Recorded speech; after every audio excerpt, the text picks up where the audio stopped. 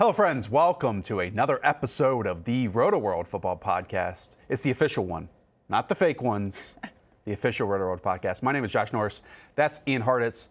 Ian, a couple months ago, we have determined that you have just, maybe the best way to put it is an odd eating schedule, eating habits. So can we be that typical podcast and talk about Thanksgiving here?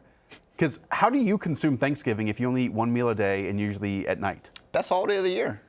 But you don't eat.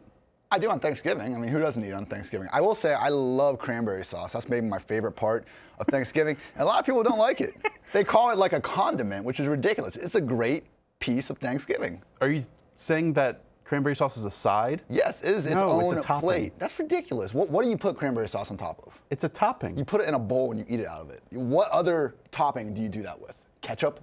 Like, no, it's ridiculous. It's also sweet and like jelly and a jam, and so you're a child for liking it that much. It has standalone value. It's like a backup RB2 that you want to call backup, but it's still out there getting 6 targets per game. If anything more than like a smear is on your turkey from cranberry sauce, then you're putting too much on there. I don't put it on my turkey. I put it in a bowl, and I eat it out of the bowl. You're missing the bigger point, though, Ian. If you love Thanksgiving so much because you get to eat all day, why don't you eat all day other times of the year? I don't eat all day. If anything, Thanksgiving is the format I use every other day because you eat one meal late in the day after starving yourself, so that one meal tastes extra good. So I think you just played yourself, Josh. I probably did. I did play myself because one day I was driving home wondering this about you, so I already have you stuck in my head, which is not a good situation. You got some more thinking to do, I guess. I need just some hobbies is what I need. All right. Today's podcast, always a spectacular one. Later on, we'll talk to Nick Mensio about his starts and sits. We'll also get to start looking at the playoff calendar a little bit for fantasy football, bring up some teams that you might want to lock onto at quarterback, running back, and wide receiver, maybe avoid at those same ones based on the opponents that they're playing in week 14 through week 16. But what we do every time on this Wednesday edition of the podcast is start off with the Thursday night football matchup. Pretty good one this week. The Annapolis Colts at the Houston Texans. Texans are 3.5-point favorites in this one, 45.5 total. Are you surprised at all the Texans are favored here at home? A little bit, especially after that showing last week where, the Ravens kind of blew the door off them. But there was a wild stat. I think that was Deshaun Watson's first loss that came by more than the score. Yeah. Like, he just keeps them back. And Wow. it's so hard to blow them out because, if you ever get in comeback mode where they actually take Carlos Hyde off the field, you can kind of see the full potential of that offense. But at the same time, the Colts are just so banged up. And we saw last week, like, as long as their offensive line's healthy, they can compete with anyone. But, T.Y. Hilton, Paris Campbell, Eric Ebron, Marlon Mack, all of their skill position players that are truly difference makers are hurt right now. Houston laid an absolute egg last week against Baltimore. They couldn't keep up in the least, and it always comes down to this. They could not create a big play. And sure, Carlos Hyde had one long run when the game was out of hand. That doesn't really matter. Just 7 points that contest against the Ravens. And it came down to 169 passing yards by Deshaun Watson, 65 rushing yards by Carlos Hyde. A long reception went for 20 yards to Deandre Hopkins. And we talk about it every single week with this Texans team. They live and die by Deshaun Watson creating on his own. Creating time in the pocket, winning outside of structure, and hitting these vertical shots to Kenny Stills or sometimes DeAndre Hopkins or hopefully Will Fuller, who might be back this week. And when those don't happen, they lose. And it's a simple formula, but it's one that can be inconsistent, that can be high variance. And that's disconcerting for a team that right now is 6-4 and in the playoff hunt, but I don't have a strong feeling about them positively. It looks bad when they lose, too, because Watson's taking, unnecessary sacks, but that's just part of his game. He doesn't think about it. When quarterback's trying to extend a play, he can throw the ball away, he can check it down, or he can take a sack and try to make something extra happen. Deshaun does not check it down. He does not really throw the ball away. So sometimes we see glorious bombs where he makes something out of nothing. Other times we see last week where it's 6 sacks and, they struggle to keep the offense moving. So we'll see. I do think we're on the verge of a DeAndre Hopkins blow-up game, finally, because the floor's been there. League high, 13 straight games, at least 5 receptions, but we've talked about it. Career low, average target depth. They're using him as an underneath guy for the most part, but last week, 143 air yards. That was his most since his blow-up performance back in week 1. I think, at the very least, we saw that egregious non-call on the pass interference to Hopkins in the end zone. He is close to a big blow-up spot here, and I don't think the Colts have anyone that can cover him right now. They've been pretty good in their pass defense, though. They're improving in that area. I think they're 14th in defense DVOA in terms of guarding the pass, but it's a game where you mentioned that Deshaun Watson, that was one of the first games that he's had that was basically a complete blowout on the loss column. Yeah. The Colts have played extremely close games this year. Their last week win against the Jacksonville Jaguars was the first game with a larger point differential than 7 points this season. Like, they're just playing consistently close games. And it speaks to the talent, and I think the depth of talent that they have, which is not much. And so they aren't, playing in these blowout performances.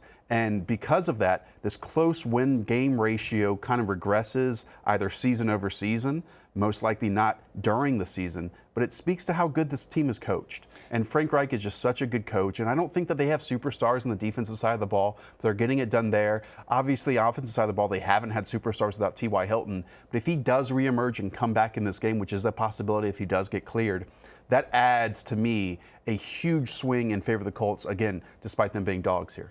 People forget, T.Y. Hilton literally wore a clown mask to their playoff matchup against the Texans. Did he really? Season. That is how little respect he has for that entire franchise. That doesn't seem like a T.Y. Hilton thing to do. No, which makes it that much more hilarious that he decided to do it. But no, I'm with you. If they can add him back, that's going to help a lot, because otherwise they're just with or without, they are without Marlon Mack. They're a run-first offense either way, and they need Jacoby Brissett to create a couple big plays a game, which he's done. I mean, we talk about Deshaun Watson making big plays out of nothing. Jacoby Brissett is one of the more underrated, I think, off-script quarterbacks in the league. I mean, he had 2 plays last week where he definitely looks healthy and back, and he's a tough guy to get down. Let's break down that running back scenario here for the Colts, because we talked about it on the Monday pod with waivers and how Jonathan Williams is going to be a frequent and popular one this week. Well, Jordan Wilkins was out in that game, and Jordan Wilkins has been productive when given his small opportunities this year. And then you also have Nayeem Hines. This is one of those situations that someone just probably spent their number one waiver priority on Jonathan Williams, and they're going to have to decide to use him on Thursday night, not wait for more information to flow and trickle out as you approach Sunday. What would you advise those people to do? Do not start Jonathan Williams. I don't think so at all. I think Hines is the guy, if anyone, that you want to start this week, because both Williams and Wilkins are going to be the early down backs. So they're, I think, going to kind of limit each other's touches. The one guy that has a chance to kind of play 50% snaps, I think, is Hines, because he's been their early down guy, and he's able to run the ball. He's not this scat back that can't run between the tackles. I mean, he's the only guy out there that I could feasibly see getting a 3-down role. Even then, though, I mean, just stay away from this running back group if you can. For the Texans defense, when J.J. Watt has not been on the field, and he will not be on the field the rest of the season, the Texans have recorded a pass rush win rate of 29%. That's 31st in the NFL, only ahead of the Lions. Not great. That's not good at all. On the other side, again, I mentioned that this Colts defense is improving, and again, I don't think it's because of talent that's coming back necessarily. They're probably just gelling as the season goes along. It's all about getting Deshaun Watson down on those elongated plays, because when he can create and has the time and creates on his own, then boom, he can hit those big vertical shots. But the Ravens and a few other times this season, teams have prevented. The Panthers did a good job of this. And so it's not initial sacks that you get on Deshaun. It's like that second and third effort sacks that you get on him. And if the Colts can do that, they can win this game. All right, last point I want to make. The only guy that's breaking tackles at a higher rate this season than Duke Johnson is Alvin freaking Kamara. Every week it's Duke Johnson with you, dude. Yeah, Every because week. He's one of the best players in the league that isn't getting the ball. Like, why is this not a bigger crisis? Don't we care about volume? National media. What? Don't we care about volume? Yes, and he's not getting it. That's my problem. I understand. Look, we all have hills we die on, but I think at some point we look at this season and we say, okay, Duke Johnson's just not getting the ball, and is he worth the effort that we put into it? Well, he gets the ball and he does amazing things with it, and then they just don't give him the ball more. Yeah, when he does get the ball, he's like a top 30 play at running back. Yes, and I'm watching as everyone goes, well, he's not getting the ball, let's forget about Duke Johnson. No, I am continuing to bring I'm Duke just up. trying to get you to eliminate some frustrations out of your life. No. You know, you have a lot going on. You work very hard, Ian. You put out a lot of work on Rotoworld.com, 17 columns, like I say, each and every week. I always have time to stand for Duke Johnson. All right. All right. Something else you brought up on this as we transition to the other part of this podcast is the playoff calendars for quarterback, running back, and wide receiver. Again, we're talking about weeks 14 through 16 here. And let me preface this by saying that there are some really good matchups, let's say, for the Miami wide receivers and the Miami running backs, and like Brendan Allen at the Denver Broncos quarterback position. We aren't mentioning those because we would never advise people just to play them blindly, no matter their talent or who they're playing. So this kind of just, more than anything, Ian, opens up a discussion based on some plays that might be on the fringe, and then if that's benefited or hindered by who they're playing in these next, well, not these next 3 weeks, but again, week 14 through week 16. Let's start off at quarterback. Tennessee Titans with Ryan Tannehill. Start with the Oakland Raiders, Houston Texans, and the New Orleans Saints in the playoff picture.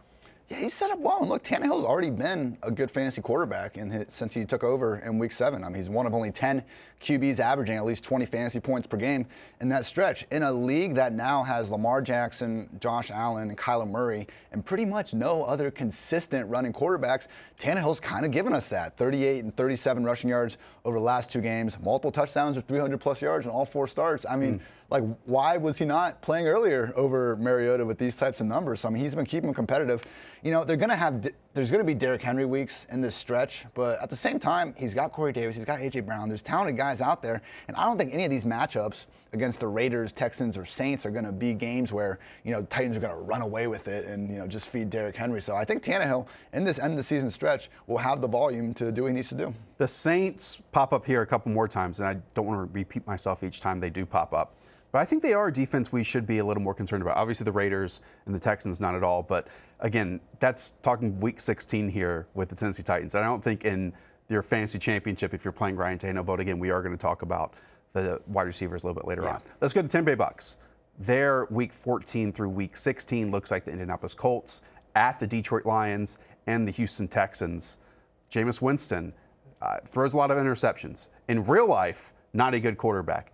In fantasy, he throws interceptions, but more importantly, he throws touchdowns, and he has 2 of the best pass catchers in the league on his team. Yeah, he's the fantasy QB 10 this season, despite throwing a league-high 18 interceptions. Despite being not good at his job. Exactly, but hey, you know, we're just worried about the production. He's given it. I mean, him and Matt Ryan, league-high, 7 games with at least 300-plus passing yards, so you're getting that nice bonus for DFS and certain season-long leagues that have that as well. But, yeah, kind of like the other game. I mean, look, the thing with Jameis and this Buccaneers team, like you're just kind of worried about disaster striking. Exactly. That. So I think the Colts, Lions, Texans, none of them really kind of have the type of offenses I think are just going to put Jameis into the dirt and really force Arians' hands in these matchups. So I think most teams probably already have Jameis on a roster somewhere. But if not, I mean, you could definitely do worse than a guy that you know is going to be gunslinging to 2 of the better wide receivers out there. And just thinking about possible chaos here with Jameis Winston. What if he goes out there in like 3 of those final 4 weeks of the season and lights it up against the Colts, against the Lions, against the Texans, like 3 or 4 touchdowns per game,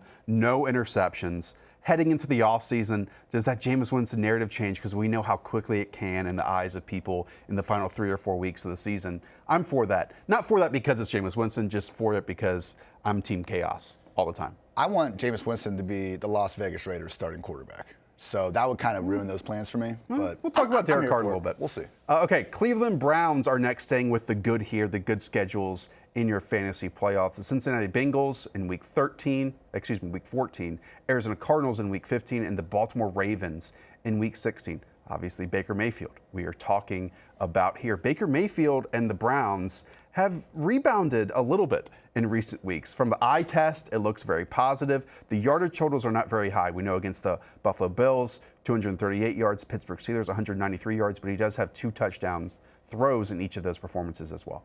Yeah, and even before that stretch, I got the Dolphins this week, the Steelers next week. The Browns can make a little run here. And I mean, I think we were talking about that before the Pittsburgh game last Thursday night. But yeah, they are playing better, and I think it makes sense because they're getting talent back on the offense. I mean, Kareem Hunt, to see what they've done with him, like, gives me a whole new respect for Freddie Kitchens. I'm not sure he deserved up until this point, but they, over these last few weeks, have made a concerted effort to get OBJ the ball more. They're getting Kareem Hunt and Nick Chubb on the field together at the same time, mostly by using Hunt in the slot or out wide.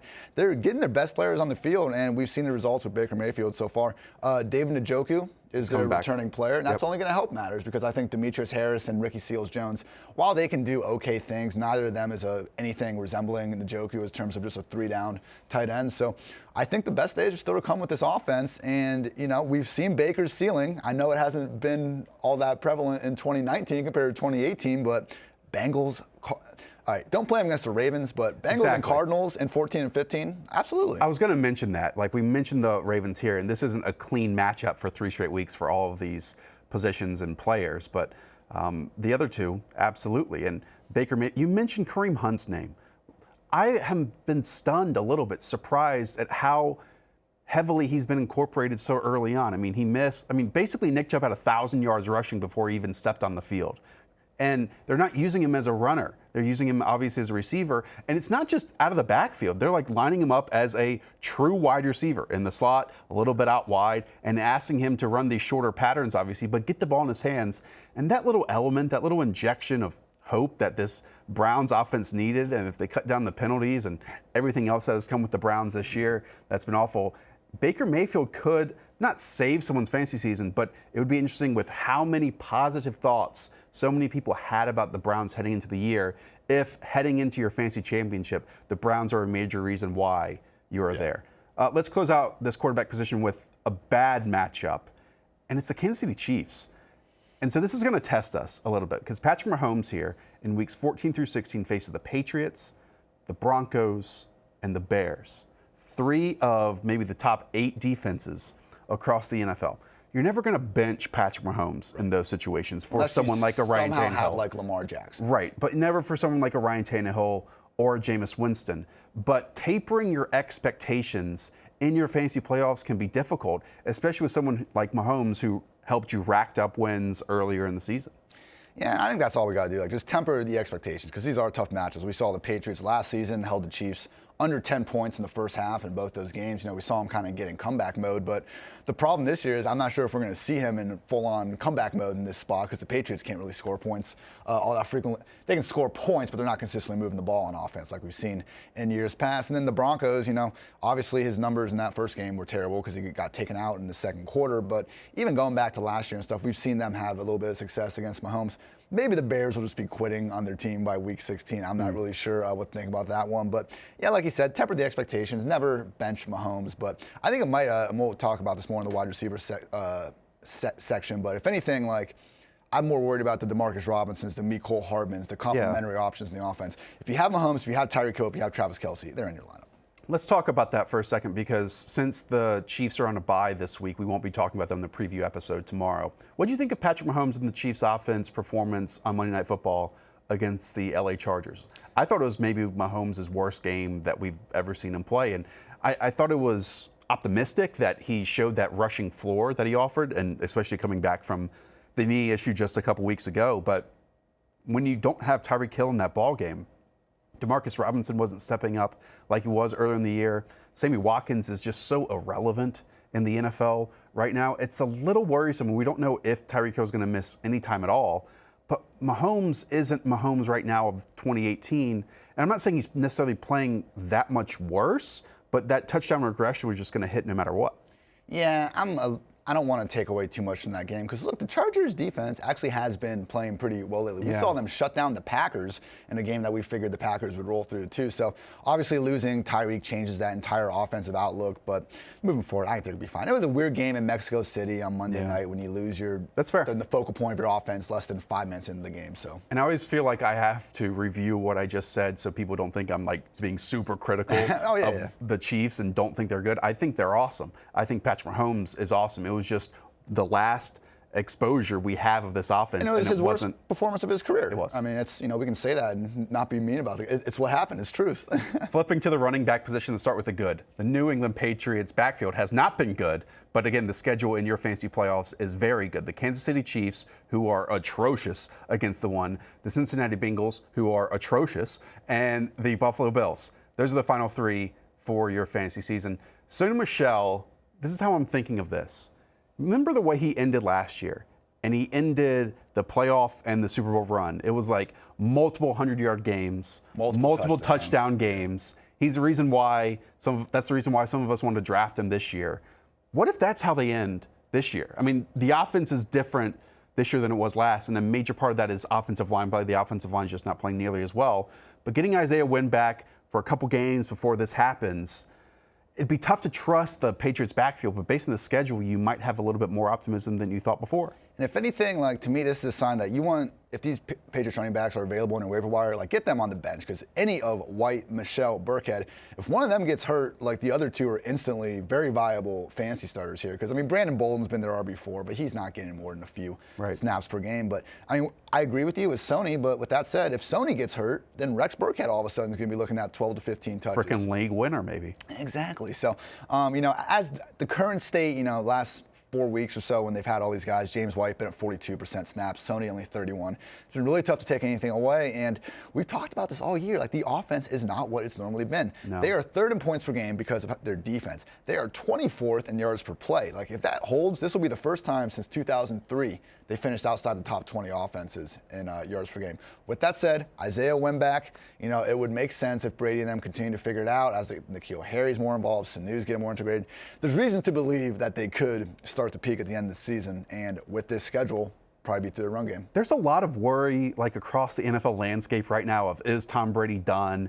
Is this Patriots off? We talked about on the podcast earlier this week, just how can we fix this offense? As thinking back about it, I'm not worried. I'm really not worried, because this seems to happen every year with the Patriots, and it's a little bit later on. I'm not saying just about the offense, sometimes about the defense, sometimes it's about wide receiver play, so on and so forth. This year it's offensive line play. It's not having a running game. The running game has been one of the worst in the NFL, but they figure it out, and they will figure it out. Now, is it in time to maximize all three of these options? I don't know, but as we hit the real NFL playoffs, I would be shocked if that side of the ball holds the Patriots back from reaching the peak, because I don't know if that can.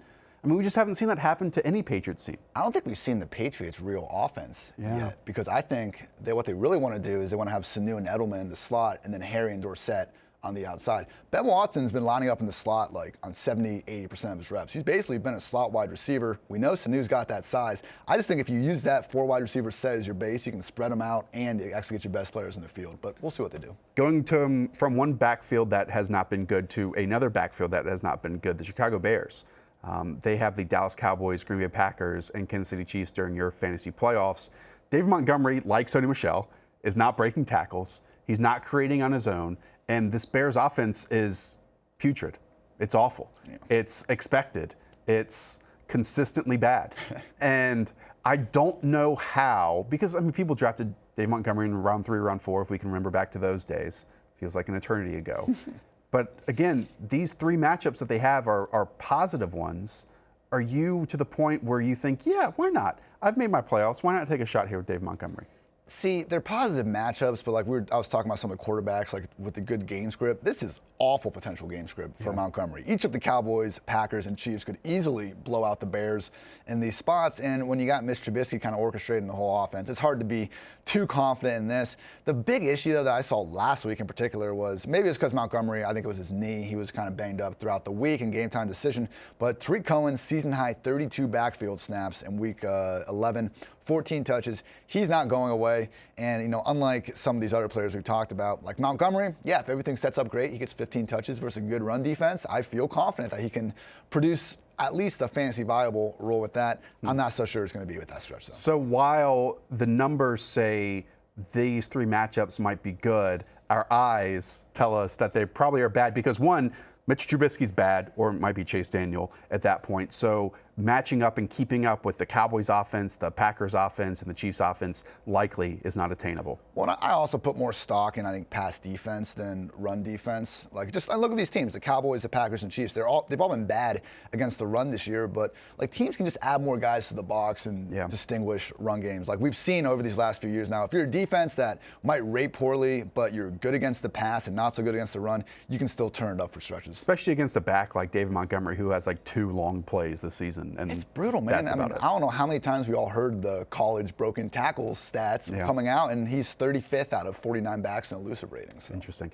Let's look at a bad running back schedule. That's the Buffalo Bills, who face the Baltimore Ravens. Then they're at the Pittsburgh Steelers and at the New England Patriots. I guess we're talking about Devin Singletary here, who has kind of emerged in that backfield, but he's not seeing goal line snaps. He's not seeing short yardage snaps. He's still splitting important moments with Frank Gore.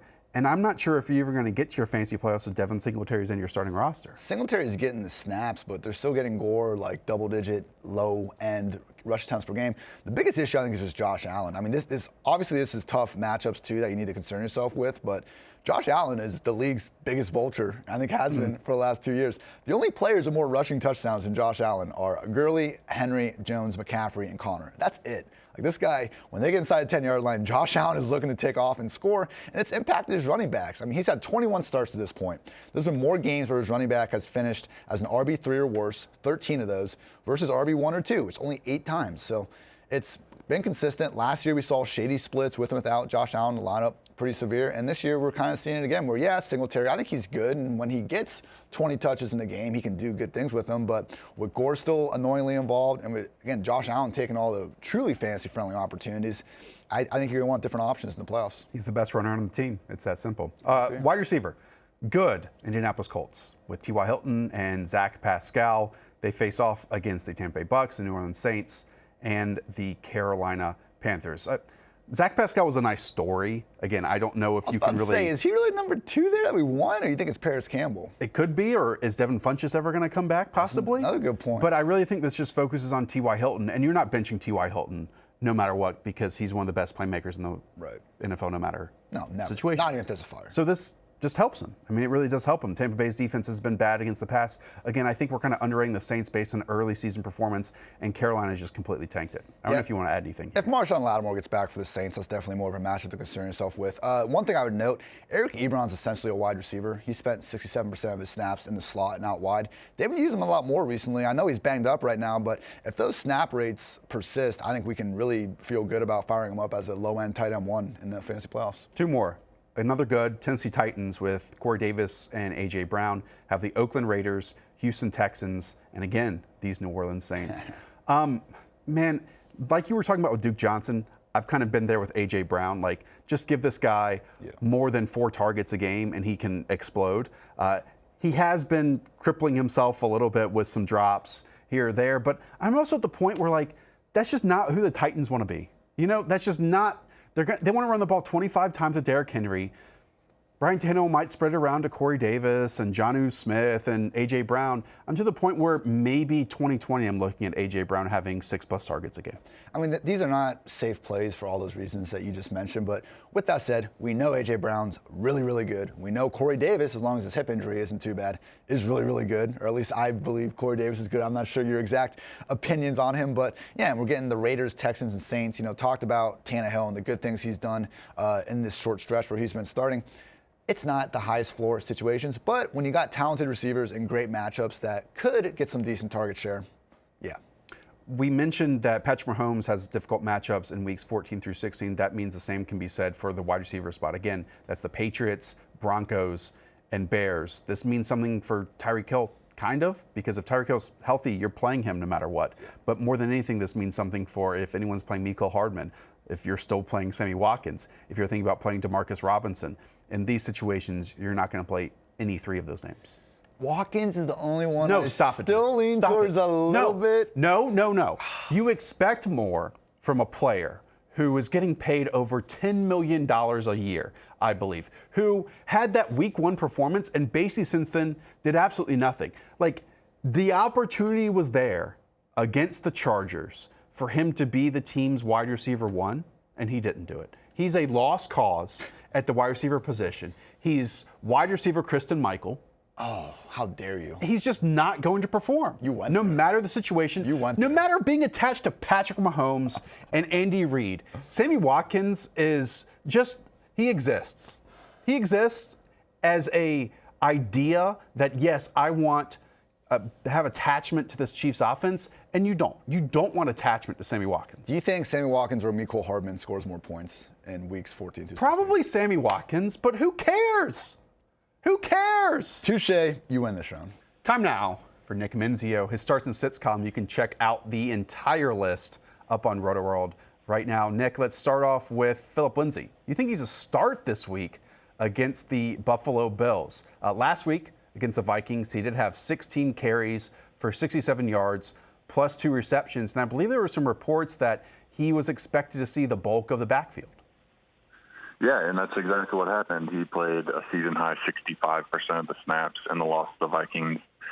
That's a 15% spike on his playing time from weeks 1 to 9. Royce Freeman, on the other hand, played just 29% of the snaps. That's a 22% dip from his first 9 weeks.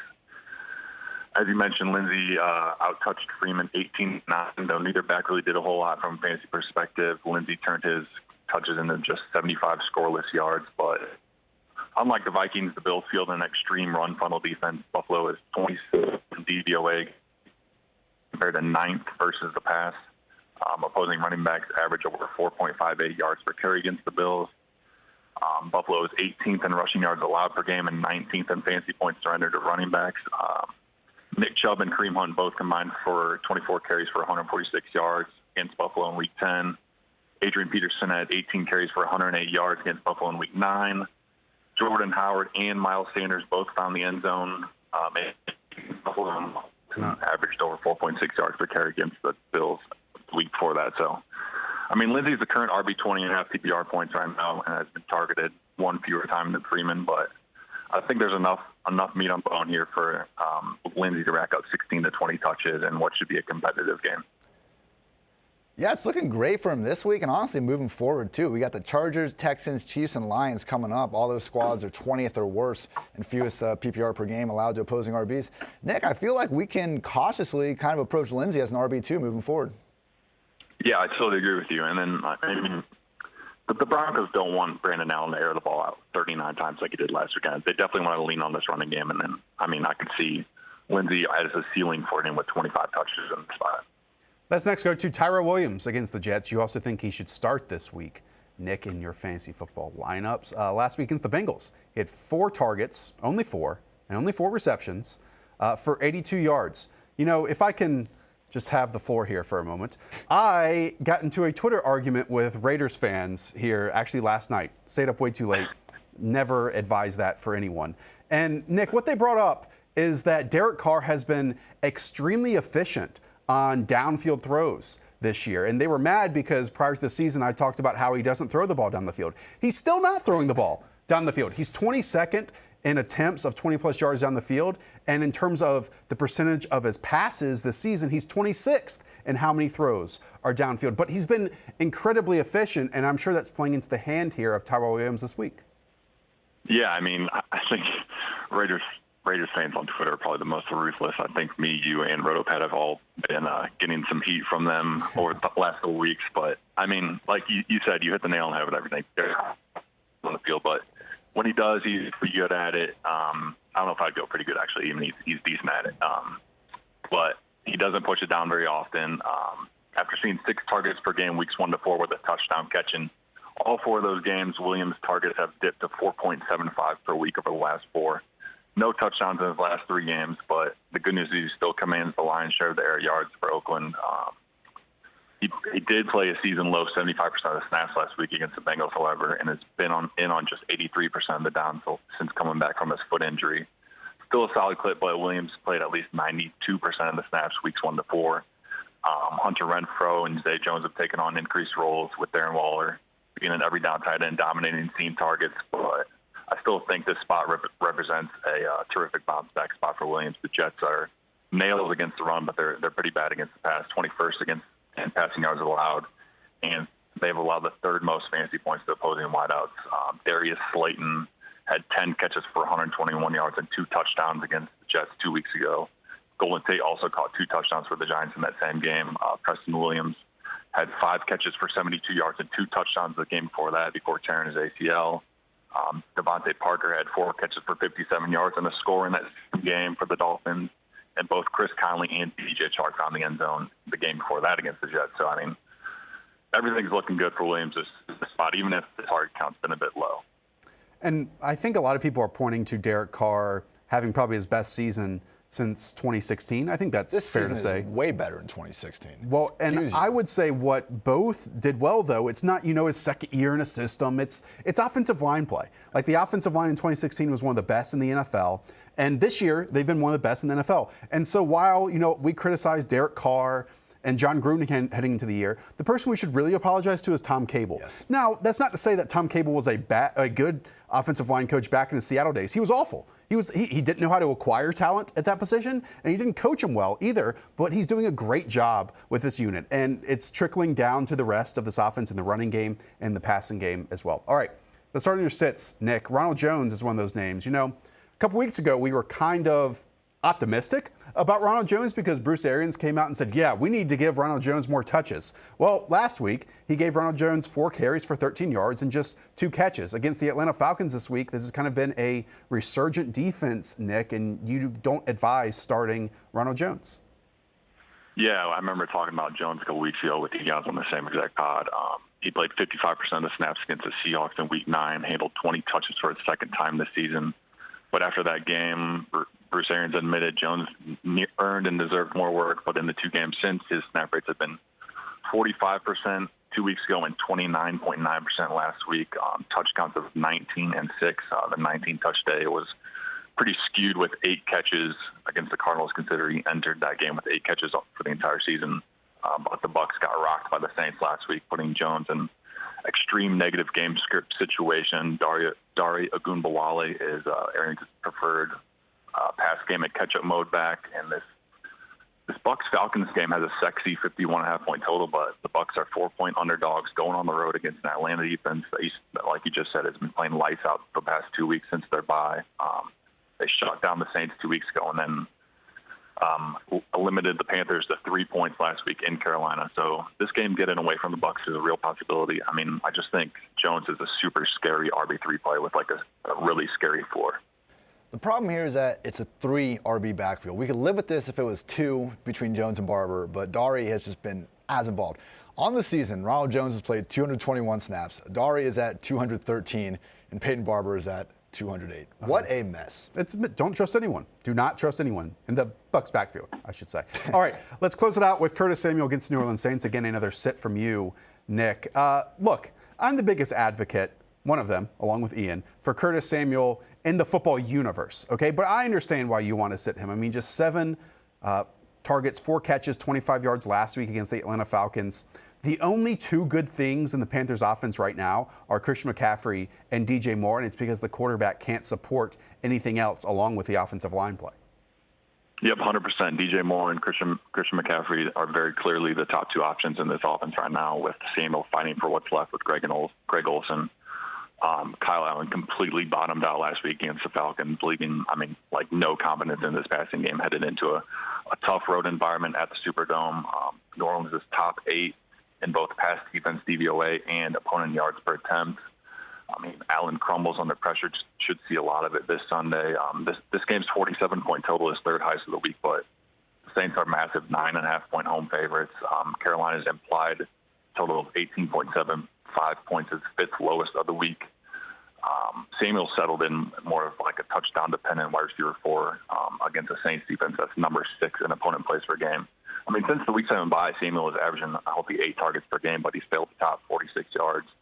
In 3 of those 4 games, and has mainly gotten by as a fantasy asset with 4 touchdowns over his last 5 outings. But I mean, I'm just not excited in this spot at all with Kyle Allen at quarterback. I just want to plead with everyone out there, because just because Curtis Samuel had expectations heading into their optimism, which were warranted, I think people are going to look at his numbers and say, oh, he failed to reach expectations. Oh, he's not a good football player.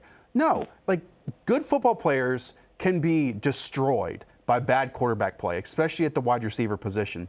And that's what's happening here with Curtis Samuel. He's getting all these air yards, he's getting opportunities, but they're not real air yards. They're not real opportunities because Kyle Allen cannot throw the football consistently, drive to drive, game to game, down the field. And Curtis Samuel still can be very good at football, yet he's attached to a bad football player. And I think that's what's taking a season, Ian. The only offense that has a lower percentage of catchable targets this season than the Panthers is the Browns. Yeah.